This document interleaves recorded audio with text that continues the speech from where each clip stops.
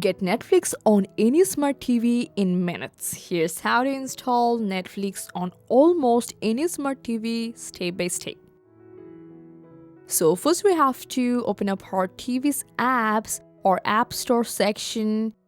If you don't see Netflix in the app list, just go to the search option and use your remote to type Netflix or press the microphone button on your remote and say Netflix app.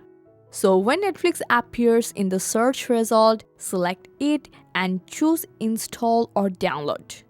So now you have to wait for the installation to finish and then open the app and sign in with your account. But if you're using an Android TV or Google TV and don't see Netflix in the regular app section, open the Google Play Store on your TV and go to the search bar at the top. Now search for Netflix again and select the app and press install. After installation, open it from your app list and sign in. But in your case, if Netflix doesn't appear in your TV's app store, you can use an external streaming device like Amazon Fire TV Stick, maybe it's a Google Chromecast, and simply plug the device into your TV's HDMI port and connect it to Wi-Fi and you will find Netflix available.